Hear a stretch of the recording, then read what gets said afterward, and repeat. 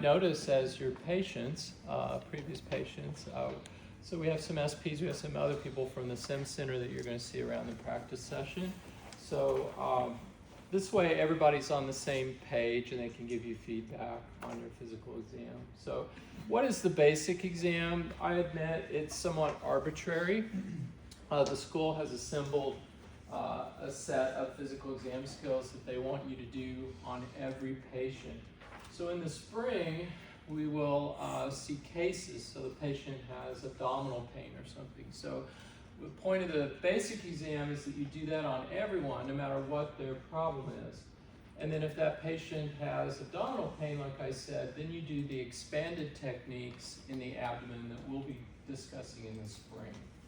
So that's the plan, is you do this exam on every patient, and then you add skills depending on what the chief concern is. And we will touch on those skills later, but the other purpose to do it now is so that when you go to the office visits, that you can have a few more techniques. I know that some of the doctors in the offices have already shown you some things, which I'm glad, but that's the second purpose, and why we're doing it now is so that you know some basic things that might be done in an office setting. But we'll discuss things in more detail later. Abnormal exam findings, I always get a lot of questions about that. In the textbook, you'll see quite a bit of diagrams and some pictures of some abnormals. We'll discuss those more in the spring. Right now, I'd like you to get a feel for what is normal and get the actual techniques down. And that's our purpose for today. So you can use the one with the picture on it, the poster version, or this one that I sent you. I'm not using PowerPoints because they had less detail than this. So this is what we usually use in our practice sessions. The first thing you've already done most of the time is looked at the patient's overall appearance. And you'll see the things on there that we're looking for. Is the person in distress? Are they sweaty? Do they appear ill or do they appear well? Just general things like that. You've already assessed that from the minute you walk in the room in a clinical setting and while you were taking the history. So you don't really need to stare at the patient awkwardly. You know, I'm just looking, you don't look too good. So we're trying to mitigate awkwardness here more than anything at this point today. So I've got two helpers, Dr. Torlan and Dr. Ulrich. You might also know them from your practice sessions. So it takes several hands to do this, but we're going to get started. The vital signs have already been checked off on, so I don't think we need to spend time on the vital signs. We don't normally do them during the practice sessions or in a testing environment because it takes so much time. So I think you already know the vital signs. The skin exam, if I can have you two set. This is Crimson. She is a mannequin, not a doll. And it's a little hard to handle, but we can demonstrate. We can kind of set the patient up. So after you've done the history, tomorrow we're just going to do a physical exam. But when you're finished with the history, you need to do a transition and tell the patient that you are now ready to do the physical exam. Are you ready? So doing some kind of readiness questioning, is it okay if we start the physical exam? What I do, first thing, we will have the patient move from the chair normally to the exam table, and they'll sit on the end of the exam table like this.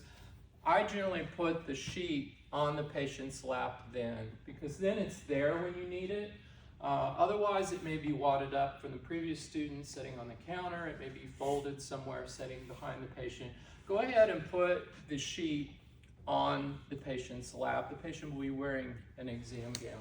So the first thing we look at is the exposed skin, which is going to be the face and neck area, and the forearms and hands.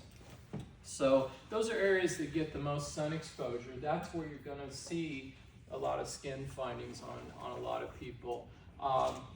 Patients are going to have skin findings. They're going to have scars. They're going to have something wrong with their knee, something like that.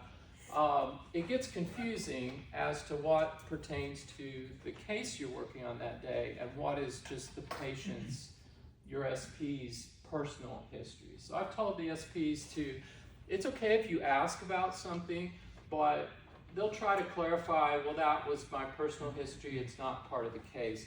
we're not going to put abnormal findings and draw things on the patient.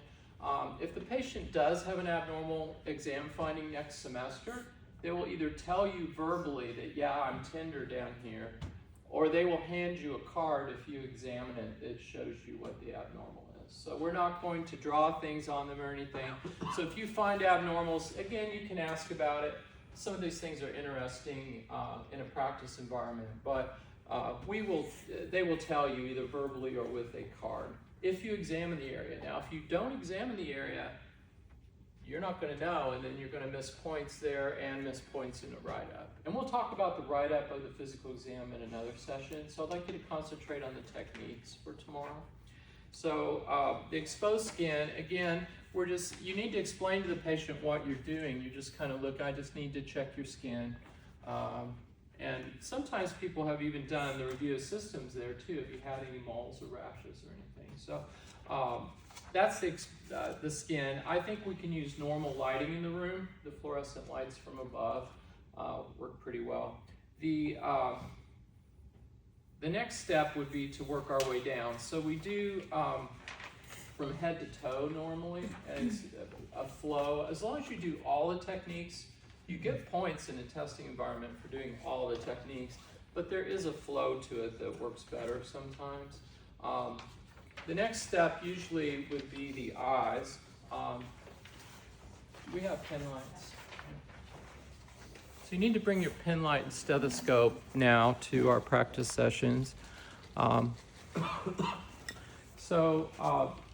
What we use to check the pupils and check the eyes is the pen light. And we use tangential light. Tangential means not shining it directly in the patient's eye.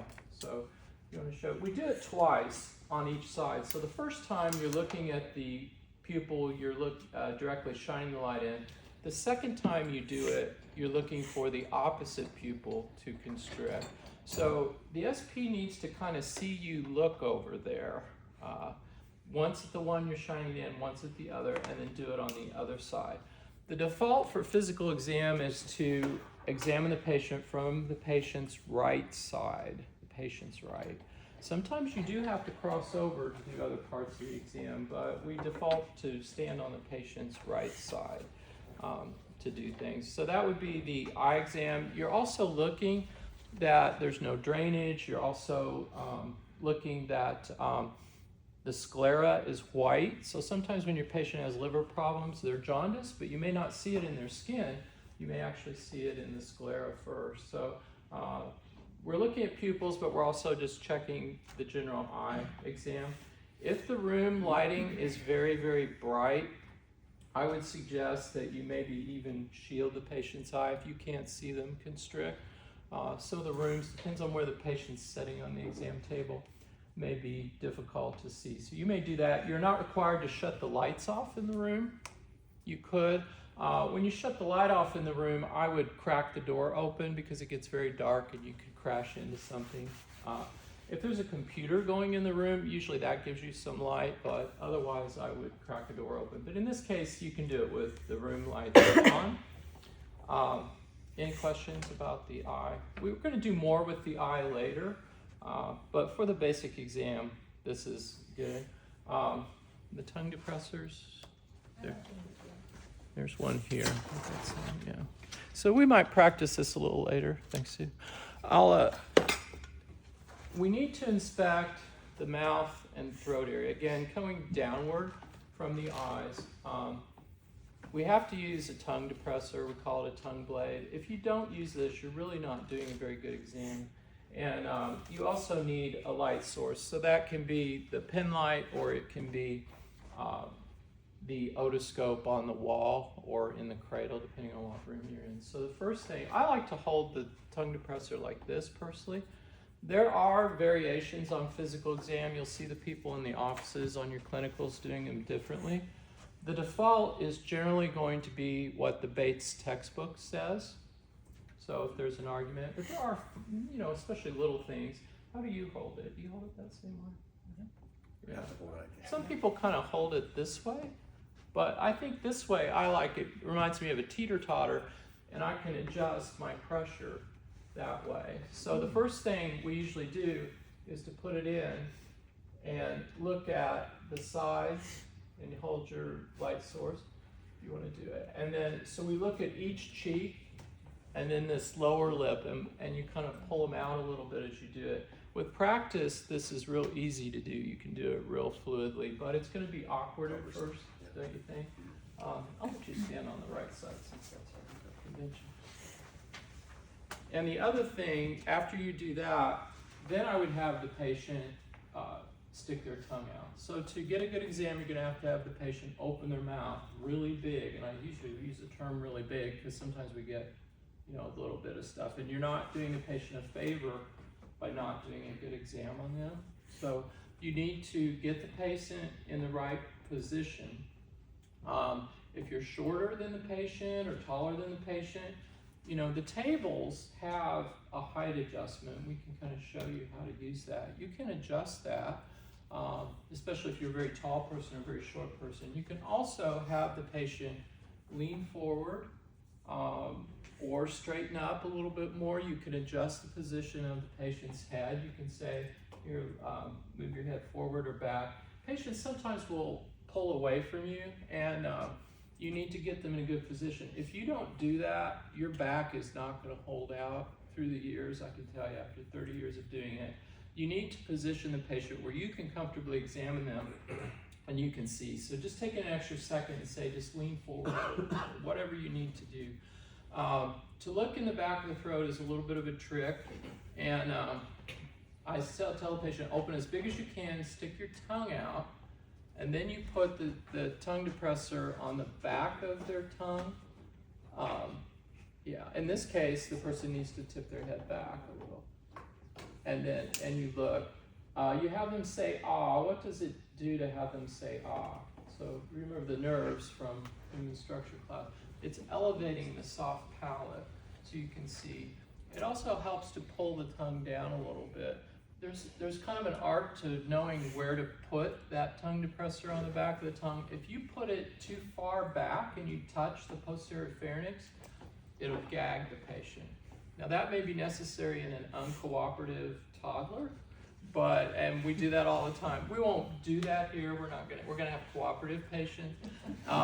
So do not gag the patient. Don't gag them. You might have to gag a child to see the back butt. And when I do that the very last thing that I examine. I miss that, and some of our acute care doctors do the same thing. So anyway, we need to get a really good look at the back of the throat, and we're looking at, you know, the tonsils, the palate, the hard and soft palate.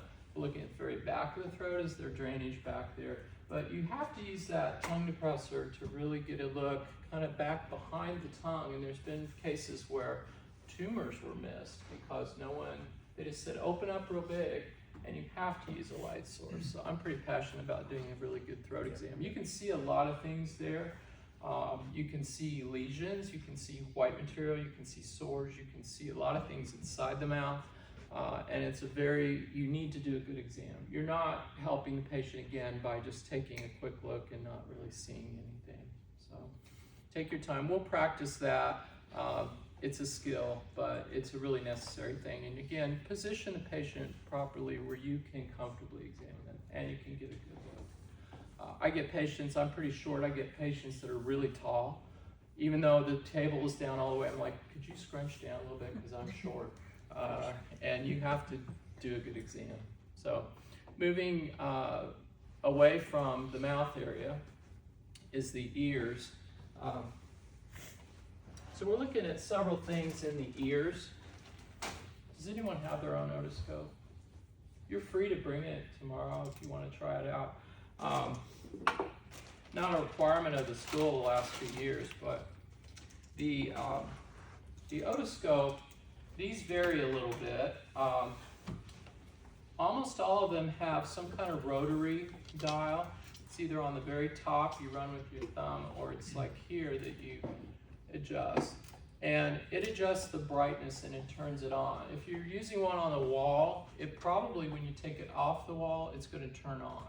But you can still adjust the brightness. To look in someone's ears, we use the full brightness normally. Now sometimes when you're looking and there's reflections, you may want to turn it down a little bit or adjust it.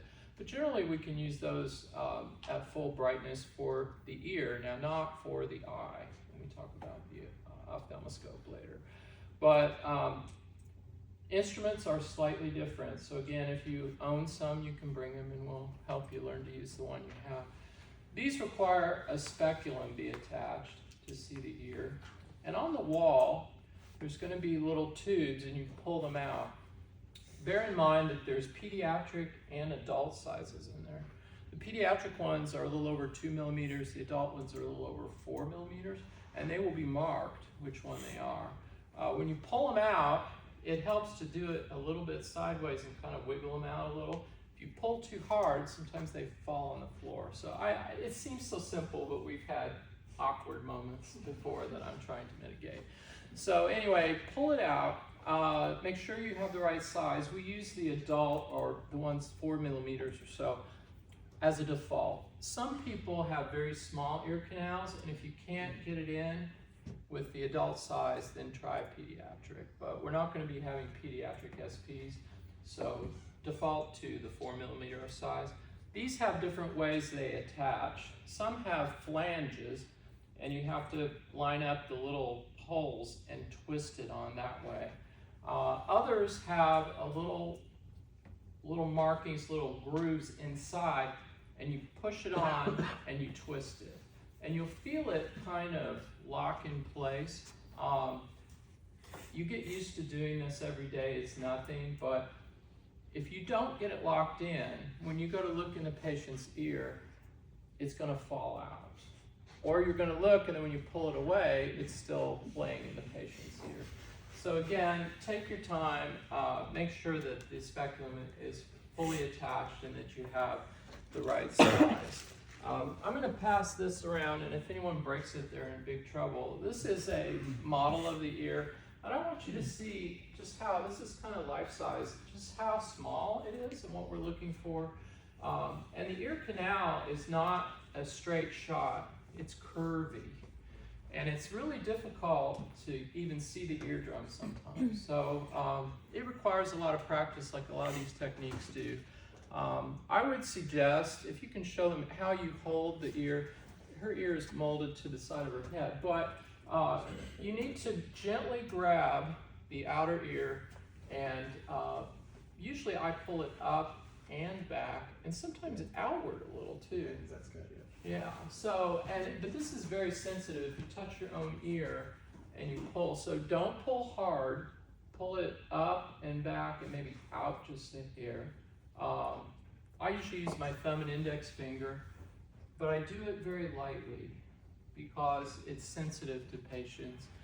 When you look in their ear canal, we start with the exam of the ear canal first. So our goal is to find the eardrum and visualize the eardrum, but we're also looking at the ear canal. A lot of skin problems occur in the ear canal. There can be foreign bodies, there can be cerumen or earwax, there can be a swimmer's ear, if anyone's ever had that. The canal is very swollen and has drainage.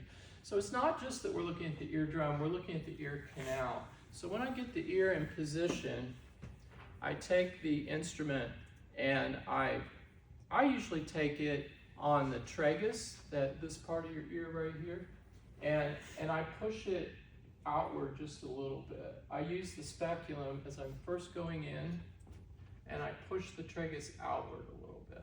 And then I very slowly push it into the ear canal. If you touch the wall of the ear canal, it's going to be very sensitive. So take your time, go slowly, try not to touch the rest of the ear canal, but slowly advance it and look at the skin as you're going in. Sometimes you need to adjust it a little bit. I'll have you show. The way we hold this, it says in this checklist, a little confusing, like a pencil. I think they're referring to upside down, sort of. Most people hold it like Dr. Torline's holding it. That also gives you the option of resting part of your hand against the patient's face. And students have found that helps it stabilize. When you're just holding it out here, yeah, that's kind of what people normally do to look at the ear canal. That kind of stabilizes it. I'll show you the other way. And sometimes with kids that are wiggling around and moving, I'll hold it this way, but more in kids. But again, if you're out here like this and there's no support, it kind of, you could wiggle it and touch the ear canal more. Again, by holding it where you can rest at least a finger or two on the patient, this side of the patient's face is helpful. And you can see a picture of the ear canal and a lot of eardrum pictures in the textbook. We'll cover those in January when we talk about the expanded exam. So again, if you can find the eardrum and visualize it really well, I think we're good for this semester. But there will be a whole lot of things we'll talk about as to what you're specifically looking for. But the goal now is to see some normal things, and maybe your SP might have some abnormals. There might be scars, there might be things, and we can certainly talk about those when we see them. But what you're going to be expected to do at this point is just the basic exam, and that you get credit for doing the maneuvers properly. We're not really looking for abnormals at this point. So anything else on the ear? We'll try to point out, you know, where people kind of go wrong. Again, they might seem kind of comical, but we're just trying to make it as smooth as possible. But the ear thing, it requires some practice to get it in the right place, and we'll help you with that. We don't expect you to do this all perfectly. And you'll learn a lot by getting your hands on the equipment and examining the patient yourself. The next step is the thyroid exam. This one causes a lot of difficulty. This is a difficult exam to do. And if one of you want to demonstrate, I would do this from behind. So we're examining the patient on the right. We need to tell them that now I need to check your thyroid. I'm going to get behind you. So there'll be an exam table. You might be slightly to the side. You can examine the thyroid from the side or the front, but it's not recommended. So let's just do it from the posterior approach. And if you remember, the thyroid is low in the neck. So your hands need to be where Dr. Torline's hands are. I actually end up resting my little fingers on the person's clavicle. I mean, the thyroid is low in the neck. The common thing is people start feeling way up here. That's not where the thyroid really is. And you need to, if you remember, there's an isthmus of the thyroid in the very center. You have to feel this whole area, and you need to move your hands around a little bit. When palpating or feeling for things, the general movement is sort of a circular movement, sort of a massaging movement. I like to reckon things to things you might already know, but I think it's like petting a dog, right? When you pet a dog, you put your hand on it and move your hand around. You don't just stick two fingers on there and do this. You don't pet a dog like this. But I see people try to do it doing this. That won't get you any points. And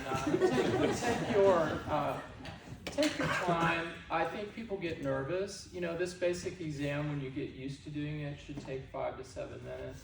It's going to take you longer at first, but take your time in the thyroid. Really feel it. The thyroid gland feels kind of rubbery. It's a firm sort of rubbery. I don't know if you, to me, and sometimes if there's a nodule, it could be hard, it could be swollen, it could be tender. Feeling a thyroid is difficult, and it will take some practice. If the patient is really, really tense, you know, you're not going to feel. You may ask them to tip their head back just a little bit, or just reposition them a little bit to feel. You may be able to feel a little bit on yourself. You can go home and practice too, but if you feel the rings in the trachea, there's a point lower where the rings kind of disappear, and that could be the isthmus of your thyroid. It's a rubbery sort of thing. But we need to feel the whole lower, you know, including this lateral area. While you're doing it, we have the patient swallow. That kind of helps you feel. It also checks for any deviation of anything in the neck area. So we have them swallow while they're doing it. Moving ahead in the neck, if you can see the diagram of the cervical lymph nodes, those are the ones that the school wants you to examine. There are a lot of lymph nodes. I tried to get them to make you do them all, but they wouldn't. But I did get them to add the supraclavicular nodes. The supraclavicular nodes are kind of on top of the clavicle and a little behind the clavicle.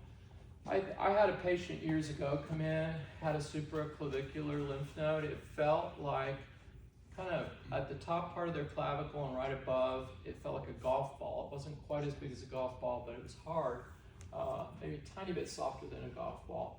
I ordered a chest x-ray. He had Hodgkin's lymphoma. So supraclavicular nodes are almost always something bad. So it's important to feel this whole area on top of the clavicle with your fingers. But the other cervical lymph nodes are located with respect, use the sternocleidomastoid muscle as your landmark. So if you work your way from the very top of the sternocleidomastoid down to the bottom, and then do a little bit anterior and a little bit posterior, you've sort of covered those. And again, it's the, petting a dog scenario that you need to kind of move your hands around, not do this, not do this. Again, you need to tell the patient what you're doing because the patient's anxious. I've had this happen to me.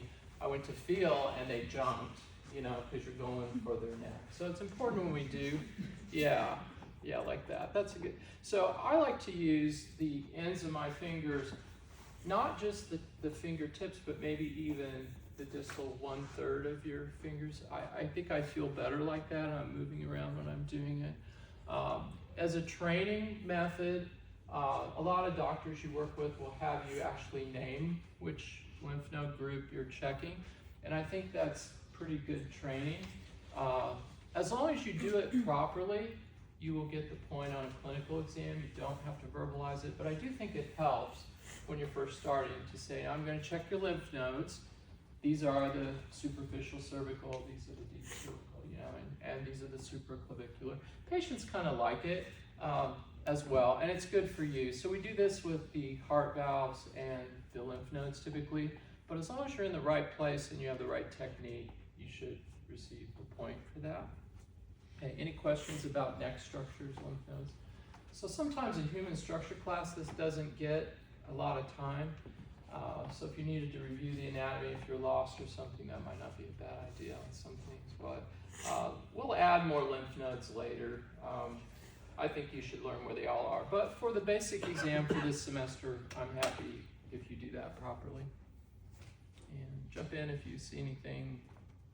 I think the lymph nodes do better than the thyroid exam. So, Question about, so if you're feeling the lymph nodes around on the neck and you just don't feel anything, do you want us to just continue palpating until we can actually feel a nodule, or just? So lymph nodes, in a lot of patients, you're not going to feel. You're feeling for an enlargement or tenderness of the lymph node. Now that being said, there are some patients that you will feel a lymph node, and that's normal for them. So we'll see if any of our standardized patients we can feel any. There also can be salivary glands that you can mistake for a lymph node. You might feel a lymph node on some people. It would be normal to not feel any lymph nodes. Just the same as when you palpate the thyroid, you just can't really feel it. Okay, if they had a goiter, they had a nodule, you'd feel it. I think if you're doing the proper technique and you practice, that's our goal here. But there may be some patients we could feel the thyroid on, and we should try. But it's difficult, isn't it? It's hard. Yeah, I think the thyroid is. And again, you may have to reposition the patient if they're tense, and you want to lean their head back just a little bit or something. Again, give them good directives as to what you want them to do. We avoid the use of the word "can I do this and that." I don't know, can you? It doesn't sound quite right. And now I'm going to examine this. Can I ask you to, or may I ask you to do this, or can I ask you to tip your head back, or can I ask you to turn your head just a little bit to the left or right? So you need to be pretty clear on your directives to the patient. So I think that covers the neck area, head and neck area. Again, we'll be doing a lot more with this later, but this is where we're going to start. The next step would be to listen to the lungs. So this material can be kind of confusing to people. Yeah, if we can kind of spin Crimson around here. So the patient will have on a gown. The gown should open in the back. Most of ours tie. They don't normally snap, but we might, who knows what we're going to get. Normally the patient will have tied. And normally not so much the other ties or anything. Usually the top one is tied. To listen to the back of the lungs, we need to tell the patient, we need to get behind the patient. Again, you're going to be on their right side. Say, I need to listen to the back of your lungs. And generally, the gown will sort of be in the road. So you need to tell the patient, in order for me to hear your lungs, I'm going to have to move your gown to the side a little bit on each side, or I'm going to have to open your gown a little bit in the back. The school standard for auscultation with a stethoscope is that you listen with skin contact with your stethoscope. So there have been some research articles that you can hear through clothing, but in my experience that depends on what kind of clothing it is. And so the school, I discussed that with them, and they said, well, essentially you need all the help you can get to listen, and they want to do it skin contact. So we have to expose the skin. Now, if you remember your initial skin exam, as we expose the areas for the rest of the exam, those are part of your skin exam as well. So you're familiar with the stethoscope. We've already talked about that. I'll get mine out. Some of you have built-in diaphragm bell in the same side. So when you listen with both the diaphragm and the bell, which is required in the heart area, you need to let the patient know that you are changing the pressure and listening with both the bell and the diaphragm. So let the patient know if you have the built-in one that only has one side. So we have some training ones we'll use that have 2 sets of earpieces so your teacher can listen with you. Make sure that you're in the right place in hearing. So we tell the patient we're going to listen to the back of the lungs, and we start usually at the top, and we compare the 2 sides. So we don't just go, there are 3 areas posterior. We don't just go here and then down and then over this way. We go back and forth because that lets you compare the breath sounds on different sides. The breath sounds sound different in different parts of the lung, is why we do that. And I'll play some audio for you in the spring, a little more detail, but you should be starting to hear breath sounds and what normal breath sounds sound like. So we usually start here, and then we go to the side, and then we go back over. So we go back and forth amongst the 2 sides, and that again lets you compare. Now, a couple of things here.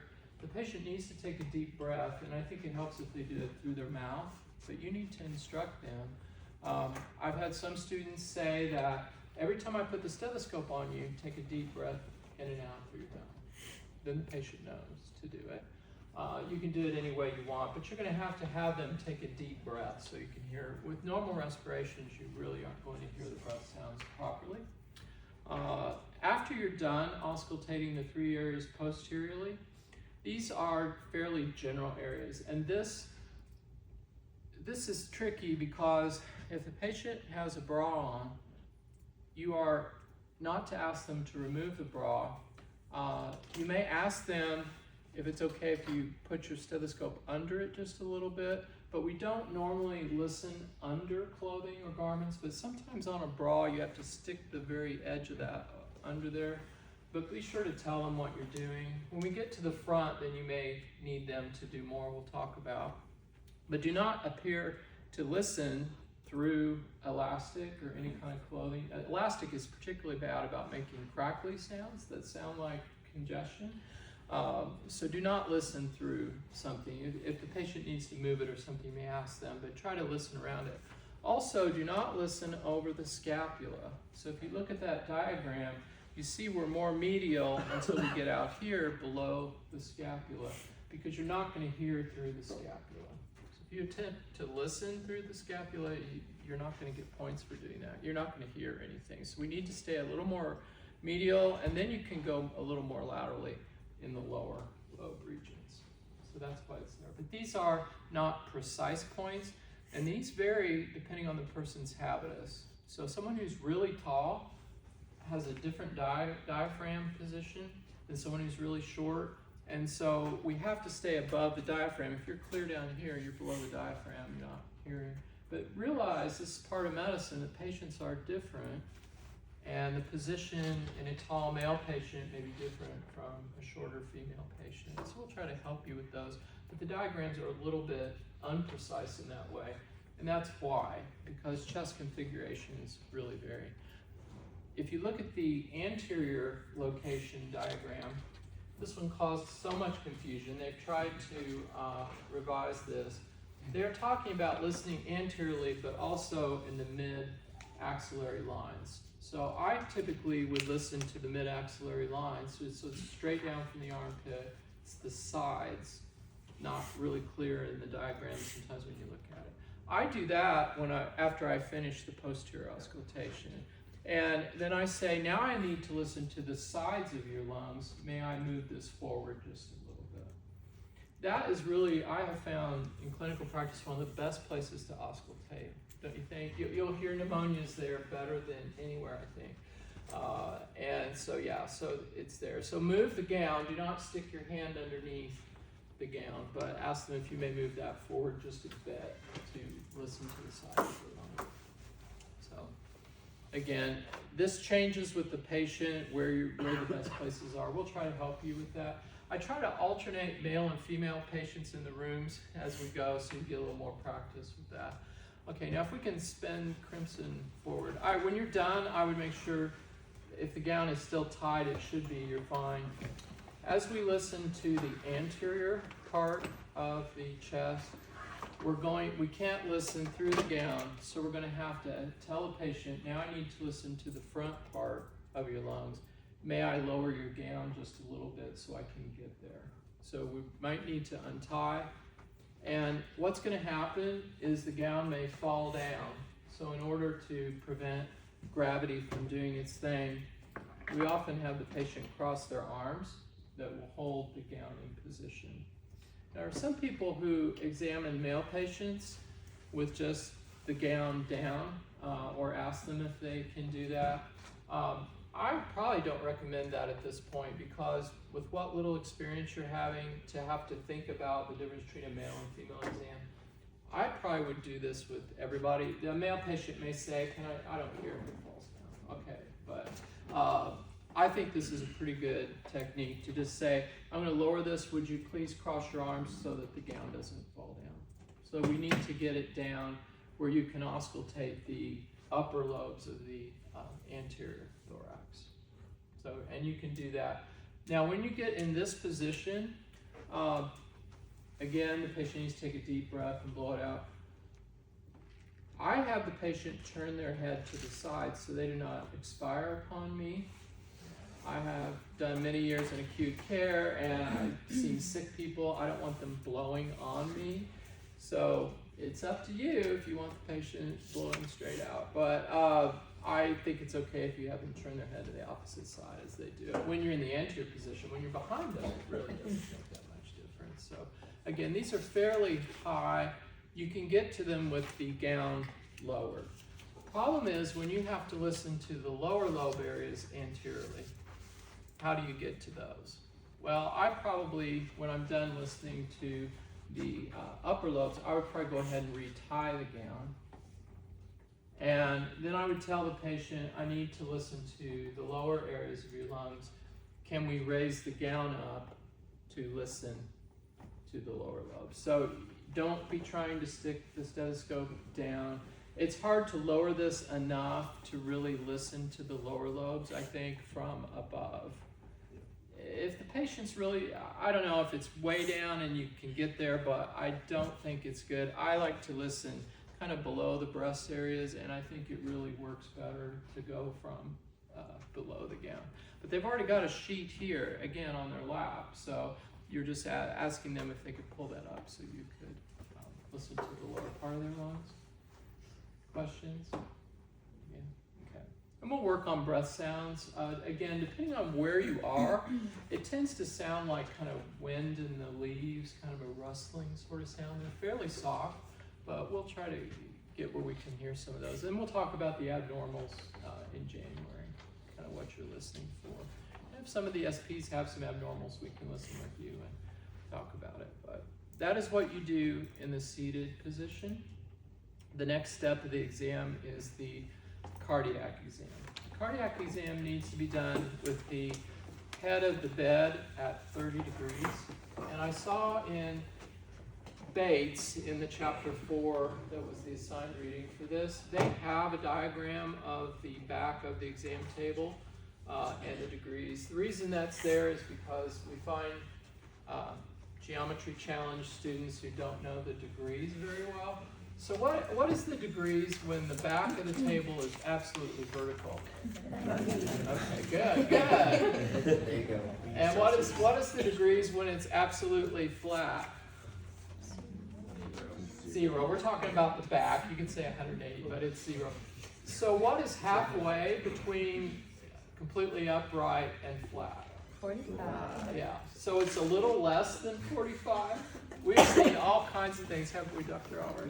Yeah. So anyway, 30 degrees. If you don't position the table properly, you lose a point on the OSCE. So when you do this, you need to pull out the foot. There's a part of the table that pulls out that you rest their legs on.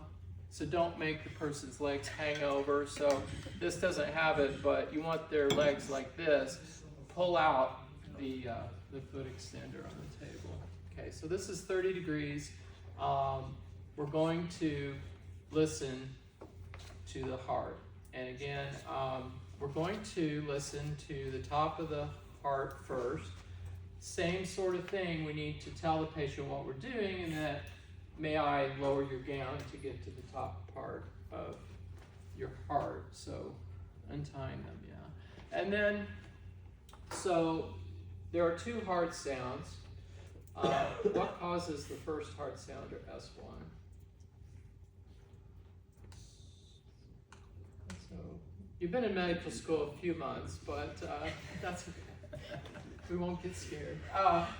It's closure of the AV valves. And then the S2, or the second heart sound, is closure of the semilunar valves. We listen and call them valvular areas because you're closest anatomically to that particular valve. You will hear that component best in that area. So if aortic valve, it's part of S2, you'll probably hear S2 a little bit louder there. Anyway, these take some practice, and maybe some of your hearing is not as good. Your parents probably said to turn the music down.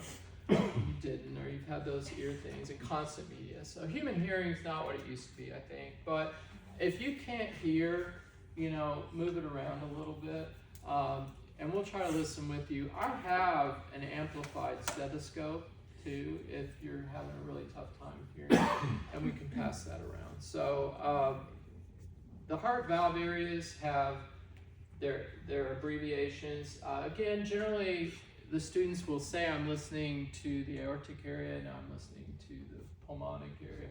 They'll name the valves as they go. Again, as long as you're in the right place and you're listening with the right part of your stethoscope, you should get the point, but it's helpful. Yeah, we have all kinds of mnemonics here in this med school, don't we? So all patients trust me is one if you get messed up. But it's pretty easy. The space is a bit more precise than the pulmonary auscultation areas. It's going to be, the top ones are going to be at the second intercostal space. So that's between the second and third ribs. And at the upper sternal borders, right and left. So again, we listen with the diaphragm because these are a little bit higher pitched sounds. And again, take your time. You're going to hear lubbed up, lubbed up, lubbed up, S1, S2. But again, you hear them slightly differently in the different valve areas. You may hear a murmur, which is a whooshing kind of sound. You may hear abnormal beats, extra beats called a gallop. We'll talk about that more later, but try to hear S1 and S2 and you'll hear them differently depending on what valve area you're on. The next valve would be the tricuspid area. The tricuspid area is at the lower sternal border on the left. It can be accessed from above or below the gown. That's the only one that's sort of optional. In some patients, you may actually be able to lower, you can say, may I lower the gown a little bit more to get to this other valve. That one can be accessed technically either way. I think sometimes it works better from below, especially on female patients. But the tricuspid area is going to be next to the sternum, but lower left. The fourth area is the mitral valve, and that one's the hardest to hear, I think, in most patients. You need to be in the right place. So technically it's the fifth intercostal space in the mid-clavicular line. But in a lot of patients, that's difficult to get to. You have the pec muscle, you have breast tissue. Sometimes you actually have to be up under the breast just a little bit, especially in female patients, to hear that. If you need the patient to raise their breast a little so you can get there, ask them to do it. You're not allowed to do it, but ask them if they would, or ask them if they could just move that strap up just a hair so you could get where you need to be. Again, you're not supposed to go under anything or listen through anything. You may have to stick the, if they're wearing a bra, the flange or that edge part of your diaphragm just a bit underneath the bra strap. But in general, we like to have things out of the way, but ask the patient to do that for you. A male patient, you're right kind of below the pec area, and sometimes you need to kind of push it, when you put that stethoscope on, to kind of push it up a little bit. And we'll work with you on getting in the right position. That varies a little bit depending on the patient. But the mitral area is a little harder to hear. For that reason, you listen to the mitral area with both the bell and the diaphragm. And again, if you've got a one piece, you need to let the patient know, I'm adjusting the pressure so I can hear with the bell and the diaphragm, so they'll know on an OSCE that you need to do that. The other area is you're free to listen with the bell as well, but you're only required to do it with the diaphragm because those are usually higher pitch sounds. The bell is better for lower pitch sounds. When using a bell, you have to make skin contact, but do not push hard. If you push hard with the bell, it tightens the skin and makes its own diaphragm. So the diaphragm, you put gentle pressure. With the bell, you kind of hold it in place and make a seal on the skin, but do not push hard with the bell of the stethoscope. Okay. Any questions about that? So again, the table is at 30 degrees, the leg extension is extended. Part of the cardiovascular exam too is looking for swelling. So it's cardiovascular, so it's the heart and vascular. So we will talk about some pulses and some other things. So you know where the radial pulse is from doing vital signs. So you check the radial pulses. Usually people do this after they do the cardiac, so they don't forget. If you do them at all, you'll get the points. It doesn't have to be in order, but there is an order that tends to make sense that we're showing you. So check the radial pulses, and then check the pulses in the lower extremities. The lower extremity pulses are much more difficult to feel than the radial pulses. So there's a couple tricks with that. There are two pulses that we typically check in the lower extremities. One is the dorsalis pedis, and where is that artery? Well, that can be hard to find, and it can be hard to palpate.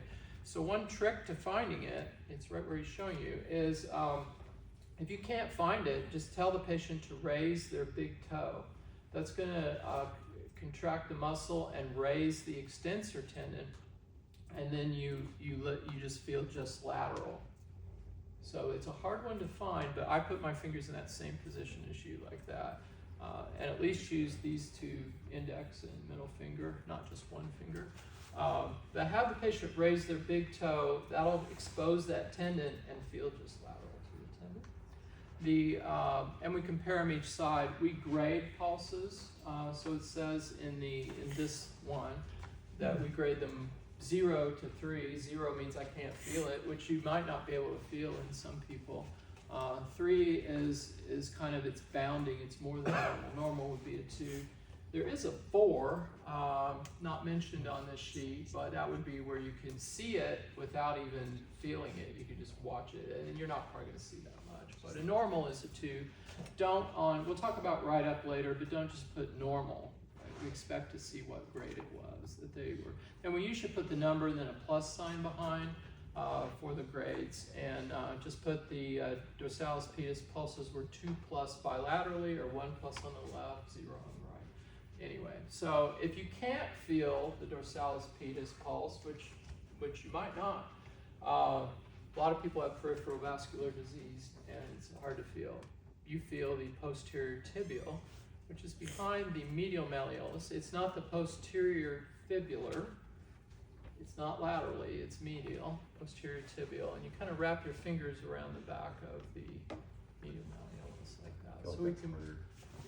What? I feel like it's hard for me to get that one usually. Yeah, so, and the way this works for your information is if you feel a really strong dorsalis pedis pulse, the person has good blood flow. How many more pulses do you need to feel? If you can't feel it, then keep going proximally, and you may end up at the popliteal or something in some people with really bad vascular disease. It's how it's really done. At this point, I think you need practice feeling both of these pulses. So even though it says or on the checklist, I would just do them both because you need the practice. But in clinical medicine, we typically document the last normal pulse that we found. Or if it's very, very weak, then I move my way up. So peripheral vascular disease is very common. And feeling these pulses takes practice like a lot of these things. While you're down there doing these pulses, note if there's any swelling, tissue swelling, edema, and that is also graded. We won't be having abnormals this semester, but again, if you were feeling, you would say, now I'm going to check for edema, and you want to see if it's pitting. You want to kind of stick your finger there. The patient will tell you or give you a card that they have 2+ edema or something, if that's the case. Not this semester, but if you're working on a case. So while you're down there, again, you're checking to see that the extremities are pink and warm, or they're kind of bluish and cold, and whether they're swelling or not, which is edema. So it'd be 0 if they have that. Okay? Questions about that? Okay, so this is the cardiovascular exam. There's a lot more to it, and I wish we even did more later in the semester, but we'll add some things to it later. But this is basic, someone in for a general medical visit, what you would do. So after the cardiovascular exam, you need to remember this because people don't and they lose another point. You have to lay the patient to 0 degrees to supine position. The backs of our exam tables have a pedal, they're electric, and they adjust. And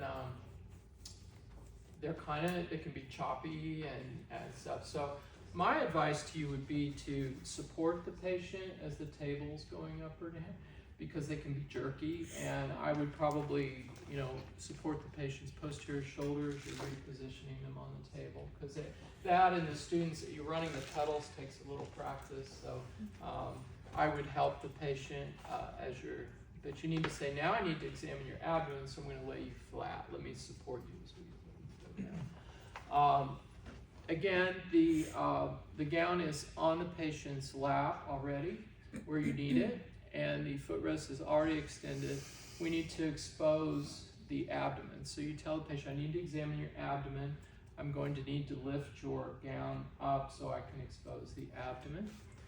And at that time, with your other hand, you put the sheet where it needs to be. So the patients will be wearing underwear, which is fine. So probably about the top of the underwear, but you see why we have the sheet where you need it. So their legs should be covered when you're done with your extremity exam. So the exam rooms can be cold. There's kind of an art to using the gown and the sheet, and that's part of your exam. So we'll help you, but I'm hoping that you're watching what we're doing here. So the very first step in physical exam is inspection. Right, so you're just looking, and you're looking to see if anything looks distended, if there's surgical scars. What's that over there? Well, I have my appendix out. Okay, well that's helpful to know. We forgot to say that in our past medical history, right? Patients do that, they just don't remember. It's been a long time ago. So we look and see, again, more skin exam, actually. But we inspect it first. The second step is auscultation or listening. And this is weird. There are different physical exam textbooks, and they don't all agree. And that's the way medicine is, as you've already probably figured out. So listening to bowel sounds, gee, I've seen all kinds of things. I've seen you need to listen for 30 to 45 seconds. I've seen 2 minutes. Your textbook, because this is so controversial, they just don't even address it. They put 5 minutes maximum. I don't know where that came from. Anyway, the key here is that you don't just put the stethoscope on for 2 seconds and move on, right? Sounds in the abdomen are transmitted all over. So it actually is okay. You won't see people do this clinically much, but you can leave your stethoscope in one place. We don't typically do that. Typically we listen in all 4 quadrants and people document that way. So I still think that's a better way to do it. It also slows you down enough that I think you'll get the point. If you leave the stethoscope, for like 5 seconds, then move it to the next quadrant, you've done at least 20 seconds. Bowel sounds really vary. It depends on when someone ate last and other factors. You're not going to hear these like the heart sounds. It may take 5 seconds, it may take 10 seconds, it may take 15 seconds to hear a bowel sound. They're kind of high-pitched, kind of gurgly sounds. And if you've ever had food poisoning or stomach flu, you didn't need a stethoscope to hear those. It's gurgling, or you had a bunch of them, right? That's hyperactive bowel sounds. That's abnormal. Normal bowel sounds you might hear every 5 or 10, every 30 seconds. So you need to be patient. I think by listening to all 4 quadrants, that slows you down enough. You'll probably hear it. The quality of the sounds, so we're listening for activity. What does it mean if you don't hear any at all and you're there for 4 or 5 minutes? There's something's not working right. This is common after surgery. We don't want to feed people till we can hear some bowel sounds or they pass gas or something. So it's the presence or absence and the activity. They're hypoactive, hyperactive. It's kind of a normal. But they vary a lot. The quality at this point, I think, is difficult for you. They have a normal pitch, but sometimes they're even higher pitch with a blockage. We don't need to get into that too much. I document the pitch and the activity. At this point, I think they're present, normal activity. The specificity of the bowel sounds on physical exam, it's just not correlating real well with the diagnosis, but I think you need to learn to do it. And I have had some cases where it really was helpful. As you get better at doing it, if you do general surgery, you're gonna be doing a lot of those exams. You'll definitely kind of learn what some of the bowel sounds mean, but they're just not super specific. So as long as you can document that they were normal activity and present, I think you're probably okay for now. If you go into more abdominal stuff and acute care and things, you'll be doing more of that. Did you have anything? You do acute care. Yeah. Where are you listening? I listen in 4 quadrants usually. Yeah. So I think it's standard. It also, again, by only doing one area, the tendency is just lay it there 2 seconds and then move on. Well, that's not really long enough because it may be a long time before you hear that first sound. Yeah, and essentially you're listening to the peristalsis of the bowel, so it's like you're listening until it's like complete. So. Yeah. So it may take a while, and I've taken a while before. I had a patient I was concerned about was vomiting. I thought they might have an ileus where things weren't moving, and I listened. I even documented how long I listened and did not hear any sounds, and then I sent them to the hospital for admission. So anyway, it's helpful. There's an art to examining, especially the abdomen. You'll see probably the biggest difference in people's techniques in the abdomen. So we listen first, and then we palpate or we feel. So inspection, auscultation, and palpation is the next step. There's ways that you feel the abdomen. We listen first, and if you don't do it first, you'll lose a point. Because if you're in there feeling around, you may be moving the bowel gas around and it may be altering your auscultation. So we have to listen first, then we palpate. So palpation is where you take one hand and your feeling. So we feel all 4 quadrants. This is done with just one hand with light palpation. And I like to use at least, you know, the distal third or distal half of my fingers. I don't just do, again, this is petting the dog kind of thing. You don't pet the dog like this. Move it around.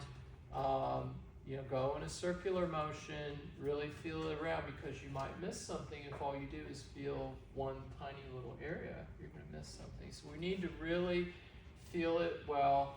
If the patient is told you in the history they have right lower quadrant pain, save that quadrant for last, and do what you can. And you may have to document the patient was too uncomfortable, I could not palpate the right lower quadrant, or it may be tender. If when you do the light palpation, the patient says that really hurts, I'm tender, do not attempt deep palpation there. Just call it, just say they were tender to light palpation. Don't put people through unnecessary, painful exam, but you still need to do a good exam. The deep palpation is a 2-hand technique where you have one hand over the other and you start feeling for structures lower. So it's the same technique, you just tell the patient, now I'm going to press a little bit harder so I can feel, and you go through it. So it's light palpation, deep palpation. There are some organs that we need to palpate specifically. One is the liver. So where is the liver? On your cadaver, where was the liver? It's like up under the rib cage, wasn't it? So in a lot of patients, it's difficult to feel where that edge is. It's going to be right below the costal margin, right below the rib cage. So what we do is we have the patient, we put our hand under the rib cage, like he's doing, and then we palpate the edge. It helps to have the patient take a deep breath. That kind of pushes the liver down a little bit, and I like to feel with the ends of my fingers, and that's kind of the way that the textbook shows it. Some people use the side of their hand, which I don't have very good feeling in the side of my hand, so I have to feel it with the tips of my fingers. And as the patient takes a deep breath, you'll kind of feel that kind of pop up a little bit, and there'll be like a step off. That's the edge of the liver. Normally that's going to be within about an inch of the costal margin.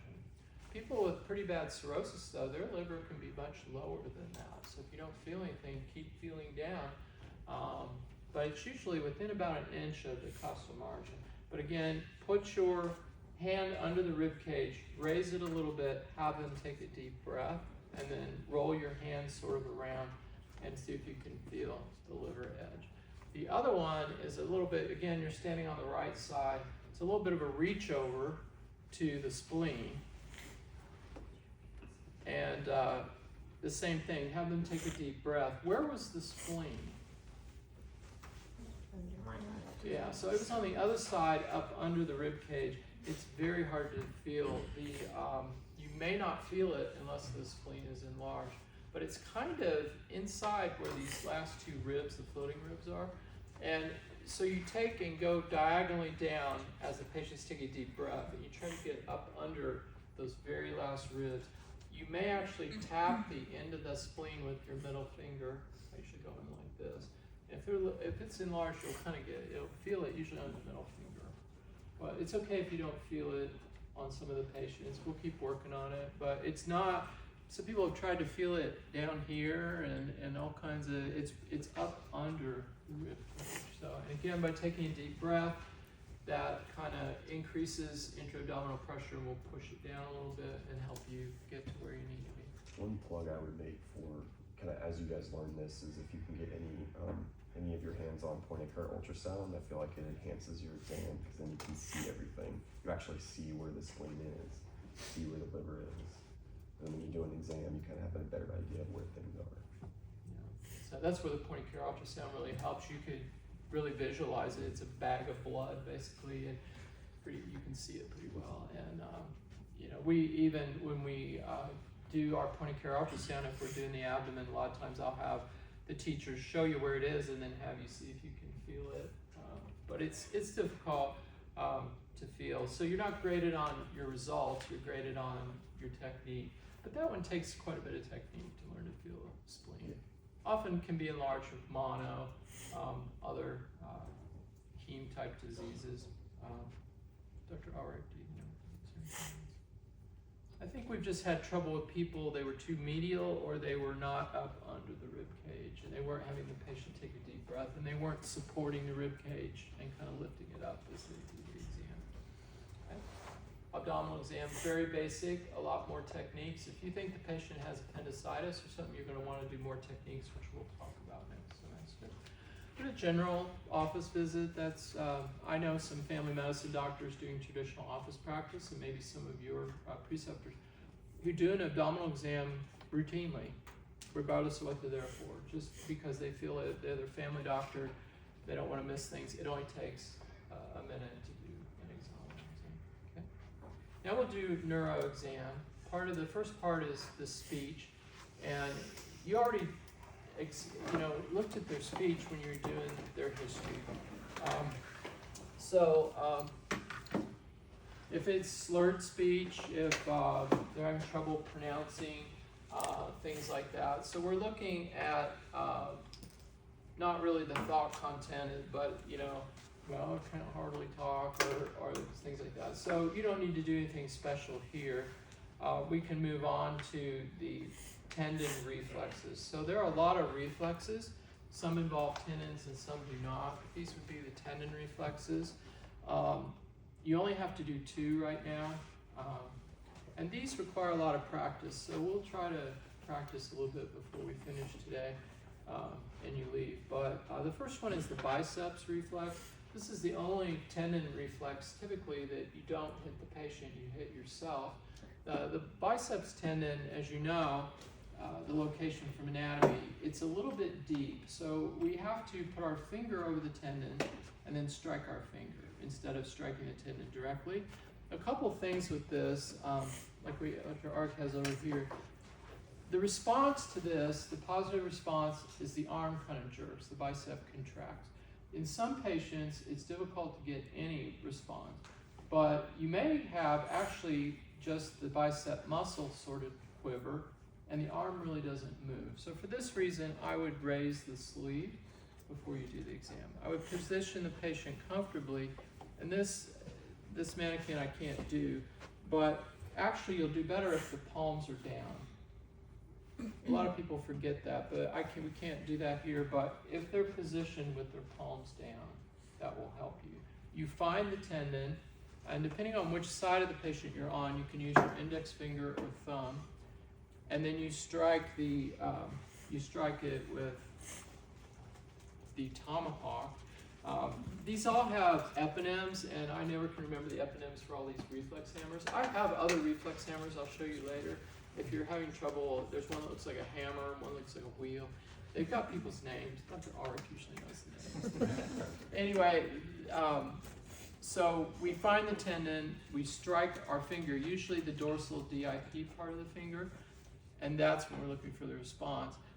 The textbook doesn't really say which end of the tomahawk, the big end or the little end. For the biceps, really it works much better with the little end, I think. For the patella, sometimes this bigger end is better. You have more force on the smaller surface area than on this bigger one, but then your aim has to be more accurate on the little one than the big one. So it's not really a problem. If you're having trouble, flip it over and try the other one. But for the biceps, I would typically use the small end, wouldn't you? So we have some issues with how people hold this, and we've seen all kinds of things. And I would liken this to some kind of racket sports, like a swing in tennis. So it's a compound movement, involves rotation of the arm in this direction, but it also involves follow through at the wrist. So you're holding on to it, but not the death grip. And you gotta the terminology in British countries is tendon percussion. And if you ever play the drums, you hold the drumstick, but it's not like this. You let it kind of move a little bit. So this has most of them have a little indentation, and I would put my thumb on one side and a finger or two here, but you know, you need to swing it, not just peck at it. And I see some people do this, and don't do that. There's no reason. It's not gonna fly back, and but it's a snapping, it's a percussion, it's a movement like this. So it takes some practice. If you're not doing well, again, I have some other instruments that are a little heavier that might help. And then we can kind of reach over, or depending on how big you are and how big the patient is, you may cross over to the other side to do the reflex on the left side of the patient if you have to. But you might have to switch and swing. There's really no recommendations different for a lefty than a righty examiner, but we can work with you if it's awkward. But we need to do that on both sides. Then we need to do the patellar tendon. So you tell the patient, I need to check your reflexes down here. Let's move this gown up a little bit. The patella tendon is, attached to the inferior part of the patella, and it attaches to the bony prominence of the tibia. So you are to hit the tendon. You're not to hit the bottom of the patella. You're not to hit the bony prominence. If you can't see where the tendon is, sometimes on a lot of patients you can't, palpate it between your finger and your index finger and your thumb and find it so you know where it is, so you're not just hitting their patella or hitting their tibial tubercle or something. So again, the same snap type motion. I would advise not standing directly in front of the patient for obvious reasons. And again, take your time and try it. We don't want to beat the STs to death, but if you're having trouble,